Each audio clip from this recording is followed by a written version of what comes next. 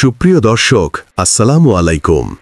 Simon সরকার সংবাদ উপস্থাপনায় যুক্ত হওয়ার জন্য আপনাকে অসংখ্য ধন্যবাদ জানিয়ে দিচ্ছি আমাদের হাতে থাকা সর্বশেষ আপডেট। আর বরাবরের মতো সর্বশেষ আপডেট জানাতে আপনাদের পাশে আমি সাইমন সুজন। মুসলিম উম্মাহ, বিশ্ব রাজনীতি, বাংলাদেশের ভবিষ্যৎ ও সামরিক বিষয়ের সকল ভিডিও পাবেন এখানে। মুখ ফায়ার, ডক্টর ইউনূসের সিদ্ধান্তে কাঁপছে ভারত।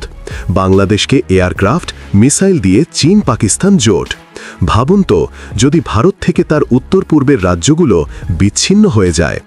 বাংলাদেশের অন্তর্বর্তী সরকার multirole combat aircraft, surface to air missile এবং লং রেঞ্জ র্যাডার কেনার জন্য রীতিমতো তাদের নীতিগতভাবে অনুমোদন দিয়েছে। ইউনূস প্রশাসন চীন ও পাকিস্তানের কাছ থেকে সামরিক সম্পর্ক আরও জোরদার করছে। বাংলাদেশ শক্তিশালী হলে পাশের ঘরেই লাগে টেনশন। খবরের পর্দায় তাই শুরু হয় আতঙ্কের নতুন সেশন। স্বাধীনতার পর থেকেই ভারতের ইশারায় বাংলাদেশের সামরিক শক্তিকে পিছিয়ে রাখা হয়েছিল। তবে বর্তমানে ভারতীয় আগ্রাসন বিরোধী ডক্টর ইউনূসের সরকারের হাত ধরে বাংলাদেশের সামরিক খাতে হচ্ছে আমূল পরিবর্তন। ভারতীয় রক্তচক্ষুকে উপেক্ষা করে বাংলাদেশ এগিয়ে যাচ্ছে আপন শক্তিতে। এতদিন বাংলাদেশকে ভারত নির্ভর করে রেখে এদেশের শিক্ষা, সংস্কৃতি, রাজনীতি, এমনকি অর্থনীতিকেও নিয়ন্ত্রণ করেছে ভারত। তবে শেখ হাসিনার পতনের পর এদেশে ভারতীয় দাদাগিরিরও অবসান ঘটে। বিভিন্ন খাতে ভারত নির্ভরতা থেকে বেরিয়ে এসে বাংলাদেশ স্বয়ংসম্পন্ন হচ্ছে। সামরিক খাত পিছিয়ে নেই।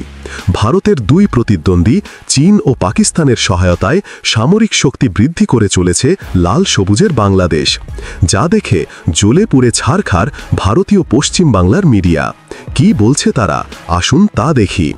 ভারত বাংলাদেশ সীমান্ত এই অঞ্চলের দিকে বিশ্ব শক্তির চোখ আজ একেবারে নিশানা করে রয়েছে। কেন জানেন? কারণ বাংলাদেশ বিমান বাহিনী বিলিয়ন ডলার খরচ করে আধুনিক যুদ্ধ বিমান কিনছে। আর সেই বিমান রাখার জন্য তৈরি হচ্ছে একটি নতুন এয়ারবেস, যা ভারতের স্ট্র্যাটেজিক অঞ্চল চিকেন নেকের একেবারে কাছে। কিন্তু প্রশ্নটা হলো, এই সামরিক আধুনিকীকরণ কি শুধু বাংলাদেশের নিজস্ব প্রয়োজনে, নাকি এর আড়ালে লুকিয়ে আছে বৃহত্তর কোনো ভূ রাজনৈতিক ষড়যন্ত্র? Good evening lady and gentleman, Masud, আর আপনারা দেখছেন বিগ স্টোরি। ভাবুন তো, যদি ভারত থেকে তার উত্তর পূর্বের রাজ্যগুলো বিচ্ছিন্ন হয়ে যায়। এই শিলিগুড়ি করিডর বা চিকেন নেক হল এমন একটি সরু ভূখণ্ড যা মাত্র 22 কিলোমিটার চওড়া। এটাই মূল ভূখণ্ডের সঙ্গে 45 মিলিয়ন ভারতীয়কে সংযুক্ত রাখে। আর ঠিক সেই লাইফলাইনের কাছেই তৈরি হচ্ছে বাংলাদেশের একটি নতুন যুদ্ধ বিমান ঘাঁটি। সম্প্রতি কি ঘটেছে? অক্টোবর 2025-এ একটি বড় খবর সামনে এসেছে।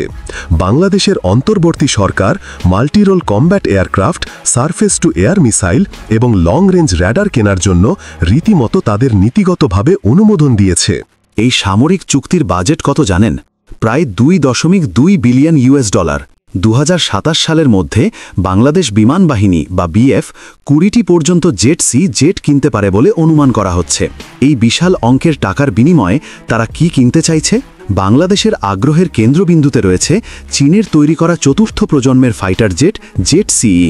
এই জেটের খ্যাতি সম্প্রতি মে 2025-এর পর আরও বেড়ে গিয়েছে।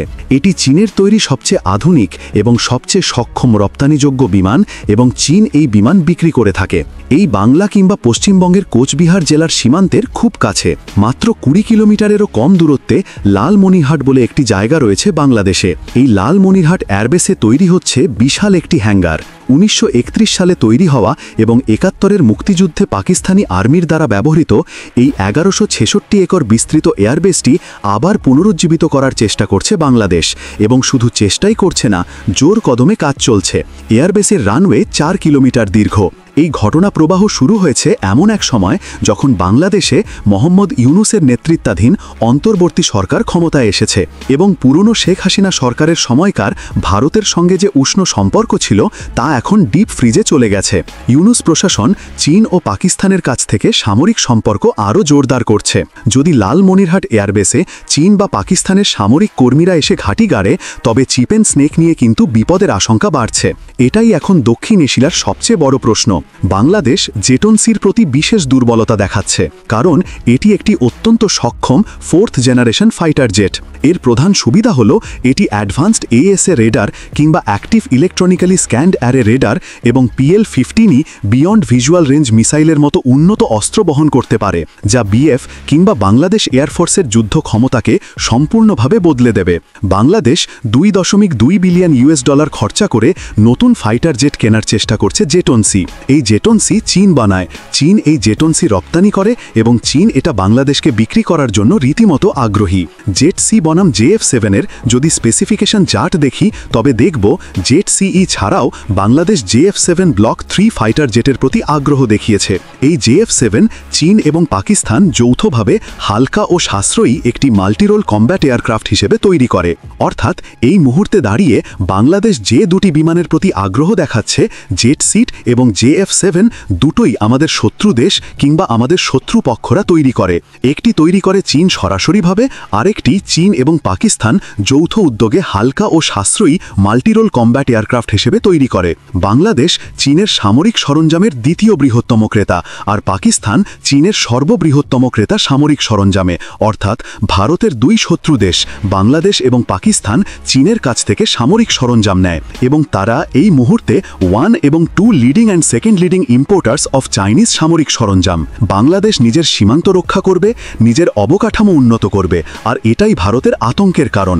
আসল ব্যাপারটা হচ্ছে চীন বাংলাদেশে অবকাঠামোগত উন্নয়নে কাজ করে। পাকিস্তান সামরিক ট্রেনিং বা টেকনিক্যাল কিছু জিনিস অনেক দেশে দেয়, আর বাংলাদেশও পাকিস্তানের সহায়তায় নিজেদের প্রতিরক্ষার সক্ষমতা বাড়াচ্ছে। কিন্তু ভারতীয় মিডিয়া এটাকে এমনভাবে উপস্থাপন করে যেন বাংলাদেশ মানেই ভারতের বিরুদ্ধে ষড়যন্ত্র। বাংলাদেশে এখন আছে ডক্টর মোহাম্মদ ইউনূসের নেতৃত্বে একটি ভিন্ন ধারার সরকার। এখন ভারতের মিডিয়ার একটা অংশ এটাকে শত্রু দেশের সাথে হাত মেলানোর স্টোরি বানিয়ে পরিবেশন করছে। তাদের কাছে সব কিছুই রাজনৈতিক নাটক, যা ভারতের স্ট্র্যাটেজিক অঞ্চল চিকেন নেকের একেবারে কাছে। কিন্তু প্রশ্নটা হলো, এই সামরিক আধুনিকীকরণ কি শুধু বাংলাদেশের নিজস্ব প্রয়োজনে, নাকি এর আড়ালে লুকিয়ে আছে বৃহত্তর কোনো ভূ রাজনৈতিক ষড়যন্ত্র? Good evening lady and gentleman, Masud আর আপনারা দেখছেন বিগ স্টোরি। ভাবুন তো, যদি ভারত থেকে তার উত্তর পূর্বের রাজ্যগুলো বিচ্ছিন্ন হয়ে যায়। এই শিলিগুড়ি করিডর বা চিকেন হলো এমন একটি সরু ভূখণ্ড যা মাত্র 22 কিলোমিটার চওড়া। এই জেটনসি চীন বানায়, চীন এই জেটনসি রপ্তানি করে এবং চীন এটা বাংলাদেশকে বিক্রি করার জন্য রীতিমতো আগ্রহী।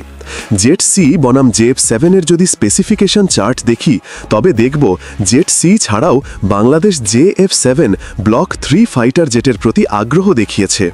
এই JF-7 চীন এবং পাকিস্তান যৌথভাবে হালকা ও সাশ্রয়ী একটি মাল্টিরোল কম্ব্যাট এয়ারক্রাফট হিসেবে তৈরি করে। প্রিয় দর্শক, যদি আপনিও চান ভারতীয় সকল ষড়যন্ত্র রুখে দিয়ে বৃদ্ধি হোক বাংলাদেশের সামরিক শক্তি, তাহলে কমেন্ট বক্সে ইয়েস লিখে জানিয়ে দিন আমাদের। সেই সাথে ভিডিও শেয়ার করে দেখার সুযোগ করে দিন আপনার বন্ধুদের। পরবর্তী ভিডিও দেখার আমন্ত্রণ জানিয়ে বিদায় নিচ্ছি আজ। আল্লাহ হাফেজ।